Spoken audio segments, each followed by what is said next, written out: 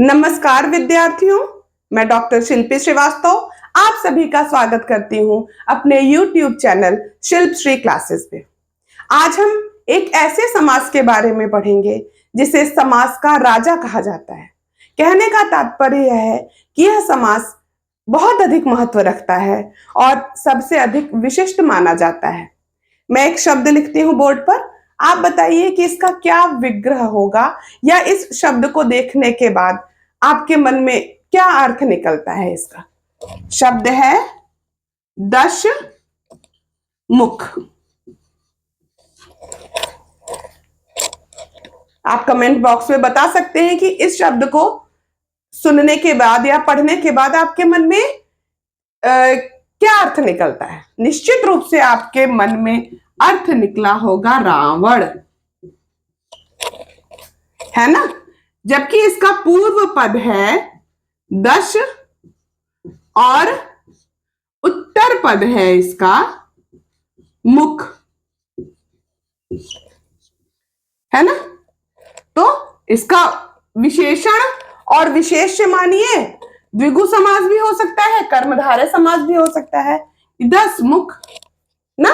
लेकिन यहां पर यह न 10 प्रमुख है, प्रधान है, और न ही यह मुख प्रधान है ना।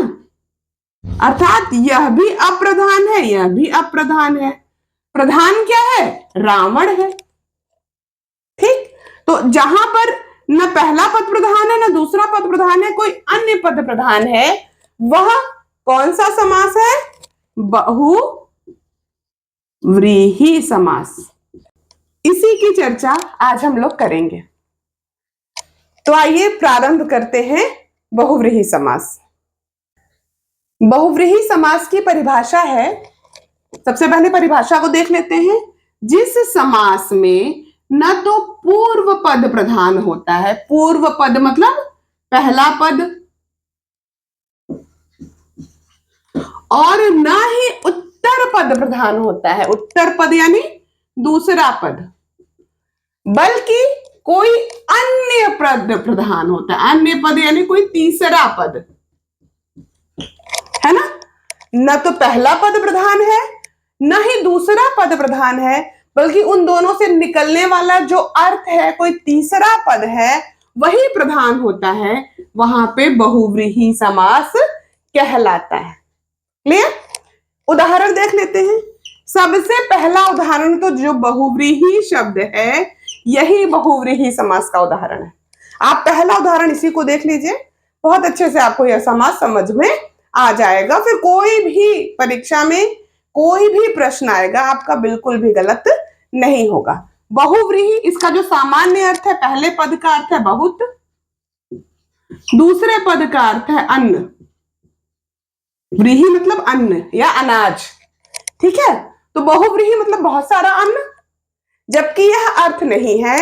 यह अर्थ होगा बहुत अन्न या अनाज वाला व्यक्ति, मतलब ऐसा व्यक्ति जो संपन्न है।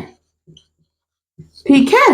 बहुव्रीहि शब्द का तात्पर्य न तो बहुत से है न ही व्रीहि से है, बल्कि संपन्न व्यक्ति से है। यह कोई तीसरा पद है, इसकी ओर इशारा कर रहा है यह शब्द, इसलिए यह बहुव्रीहि समास का उदाहरण कहलाएगा।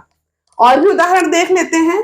लंबोदर, साधारण अर्थ है लंबा, उदर, उदर मतलब पेट, इसका विग्रह होगा लंबा है उदर जिसका, अर्थात क्या होगा बताइए आप लोग कमेंट बॉक्स में।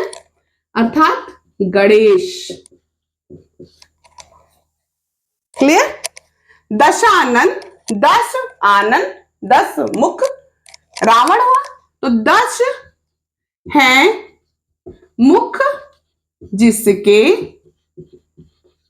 अर्थात रावण। यहां पे आप हमेशा देखेंगे जो विग्रह है जिसका, जिसके, ये जरूर मिलेगा आपको, ठीक है। और जो अर्थात करके जो उसका मेन अर्थ है वह भी लिखना होता है। नीला है कंठ जिसका, अर्थात शिव, नीलकंठ का अर्थ शिव जी होता है।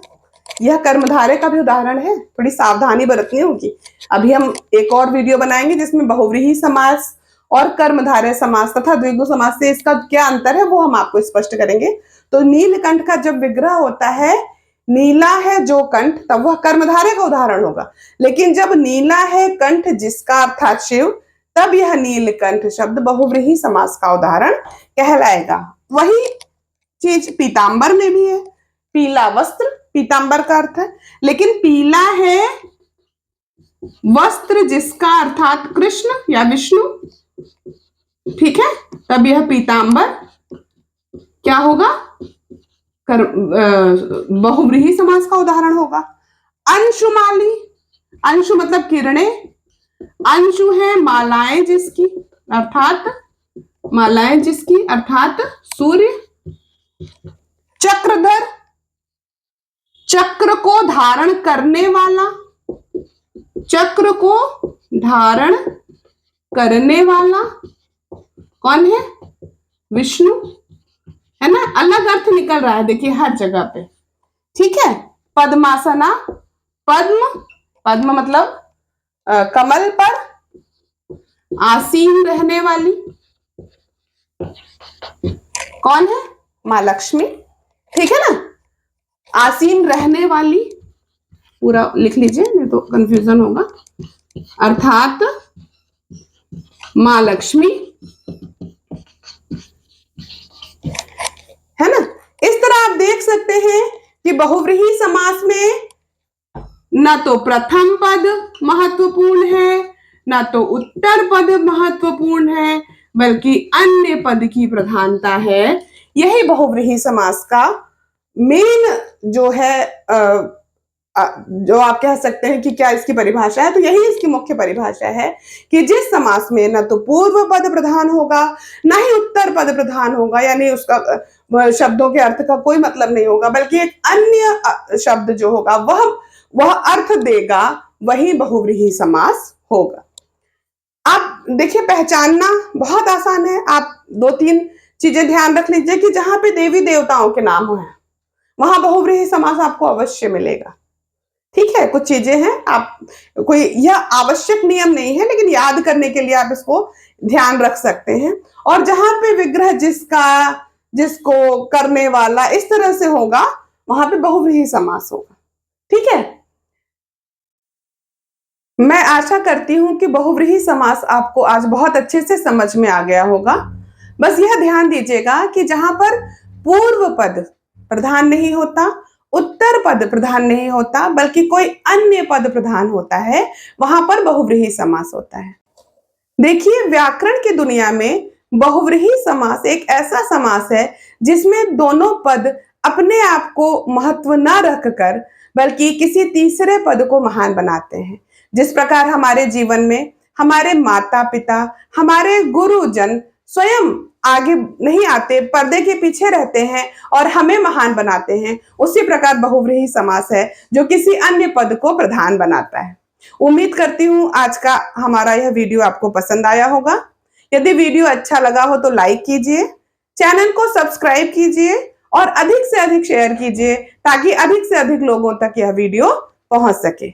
आज के लिए बस इतना ही। मिलते हैं अगले वीडियो में जिसमें हम कर्मधारय समास एवं द्विगु समास से बहुव्रीहि समास के अंतर को समझेंगे। बहुत बहुत धन्यवाद आपका।